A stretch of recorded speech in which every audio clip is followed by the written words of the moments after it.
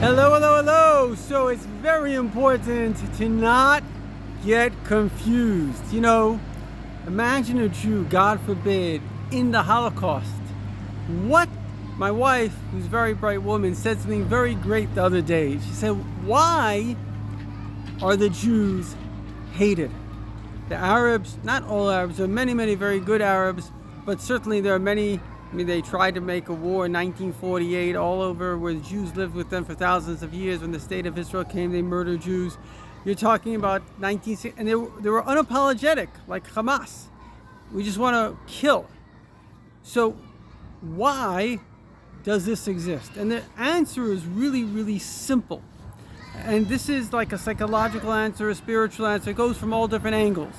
But effectively, why do you do anything? There can only be really two reasons. One is out of love, and the other is out of fear.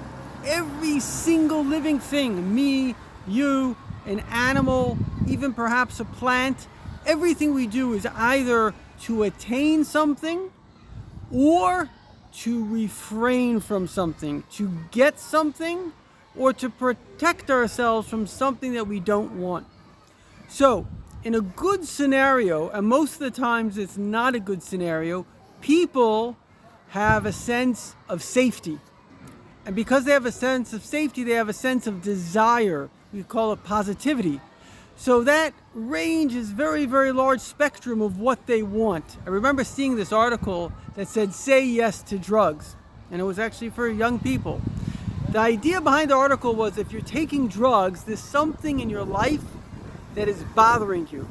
You're trying to cover over the pain because every person, certainly every animal, I don't know about the trees, but certainly every animal and person, we have a basic biological function called more pleasure, less pain. Similar to that, what I said, love, desire, pleasure, and pain stay away from. Now, interestingly enough, what happens when you're in a situation where, God forbid, you're getting pain, but you can't stay away from it. You can't protect yourself. So that gives you stress, gives you anxiety, and it could also give you anger, it could also give you jealousy. And this is why there's terrorism in the world. This is why there's hatred in the world. One person did nothing wrong to the other person, and yet that person hates that person. They asked the Japanese, now the Jews, really, Japan's basically its own island. They asked the Japanese, if you had to hate somebody, who would it be? And they said the Jews. So what's going on? Why? Here I am. I love everybody in the world. I've helped a lot of people. Why would somebody hate me? And I estimate there's probably 1 billion people that hate me. Why? The answer is because they actually hate themselves. And when we are in a negative situation, then we become jealous of people that are in a positive situation. And so the world goes from, in many societies, and there's many Nobel Prizes are won on this, it's called game theory.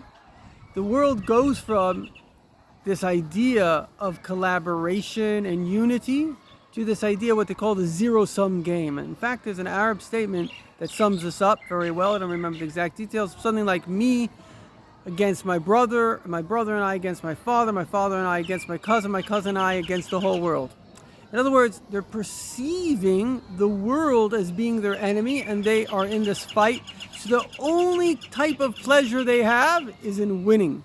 I remember this, I guess, liberal Jewish reporter went into Gaza at some stages earlier and there was a Hamas rally. And you see all sick, these idiots, and they've got their kids strapped up and they've for them, their pretend suits are Shalom Aleichem, Toda Rabah. Their pretend suits are the these suicide vests. So this reporter, a nice Jewish kid, goes over and he says to this Hamas guy, he says, is that what you want? You want your kid to blow herself up? Which nutcase would say something like that? And it was very interesting because he goes, yes, don't you want that for your kid? And he said, no. And this was the most interesting thing. So the guy in the Hamas rally, the Arab, turns to him, he says, what do you mean no? And this is a very interesting thing. In other words, from his perspective, the world is at war with him. And therefore, Russia has this problem too. It's I'm not saying that it's right or wrong, but I'm saying a lot of this Ukraine war, I think, is because America had missiles in Ukraine, and they said, get rid of the missiles, we don't want the missiles. America's like, don't worry about it, we're not here to attack you, we're kind of defensive. And they're like, but in their mind, America is against them. You know, Putin has made a whole big thing in Russia, anti-America. Now, I'm an American, I love all Russians, my grandparents were Russian, so I don't have anything against any Russian.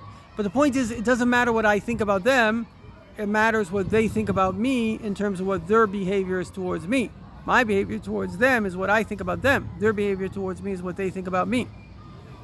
And so it's really important, really important to understand this, is that when a person gets into this mindset, their whole pleasure is just in destroying the enemy. It's almost like a game, or two teams are fighting. What's the pleasure? Killing the other person, or beating the other person, or winning the game. And so this is an insanity which is very real, and it's happened many times in human history. So in the end of the day, the bottom line is that we have to understand that that's where it's coming from. And what can we do about it? So I think the best thing we can do about it is understand the truth of reality. And reality has basically three possibilities. It has this possibility of, like we said, positivity. It has this possibility of negativity, but it also has a possibility of infinity. And infinity is the real truth, because God created us, and each one of us is meant to focus on the part that we have. History is his story, and you have a part. When each one of us does our best, then the Messiah will come. And that's really the only solution. It's very hard to see now another solution in the world today. We have to all literally give as much charity as we can. It says charity brings redemption. Have as much faith and trust in God. Now, I know that might be hard. You could read a book. I have a translation on the web as well. The Gateway to Trust. Bring in trust in God. Say prayers. Say thank you. Do goodness and kindness. And trust that through this, the Messiah will come and it will be good. Good luck. Don't let fear get to you. It comes from people that have been hurt and are jealous that other people have not been.